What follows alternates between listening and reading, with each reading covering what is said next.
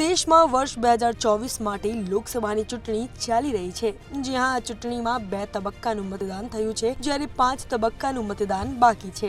ભારતીય સામાન્ય ચૂંટણીઓ એટલી મોંઘી હોય છે કે તમે કલ્પના પણ કરી શકતા નથી કે તમારા વોટનો કેટલો ખર્ચ થાય છે. જ્યાં ચૂંટણીમાં ફરજ બજાવતા લોકોને એક દિવસ માટે મળતા પૈસા કરતા તમારા એક વોટની કિંમત વધારે હોય છે. તમને જણાવી દઈએ કે વર્તમાન ભારતીય ચૂંટણીઓમાં ખર્ચના તમામ રેકોર્ડ તૂટી રહ્યા છે, કારણ કે આ વખતે સમગ્ર ચૂંટણી ખર્ચ લગભગ 1.35 લાખ કરોડ રૂપિયા થવાનો છે, જ્યારે ગત વખતે એટલે કે 2019ની સામાન્ય ચૂંટણીમાં કુલ ખર્ચ 60,000 કરોડ રૂપિયા હતો. તમને જણાવી દઈએ કે સીએમએસ લગભગ 35 વર્ષથી દેશમાં ચૂંટણીઓ પર નજર રાખી રહ્યું છે. દર વર્ષે સીએમએસ ચૂંટણી ખર્ચનું સંપૂર્ણ મૂલ્યાંકન કરે છે, જે તમામ પ્રકારના ખર્ચને ઉમેરીને કરવામાં આવે છે. આમાં તમામ પ્રકારના પ્રત્યક્ષ અને પરોક્ષ ખર્ચનો સમાવેશ કરવામાં આવ્યો છે. સાથે તેમાં રાજકીય પક્ષનો ખર્ચ, ચૂંટણી પંચનો ખર્ચ, સરકારનો ખર્ચ એટલે કે સામાન્ય ચૂંટણીઓમાં થતા તમામ પ્રકારના ખર્ચનો સમાવેશ થાય છે. ઇન શોર્ટ, ભારતમાં આ ચૂંટણીમાં 96.6 કરોડ મતદારો છે અને દેશની કુલ વસ્તી 140 કરોડની આસપાસ છે. તો જો આપણે કુલ ચૂંટણી ખર્ચ એટલે કે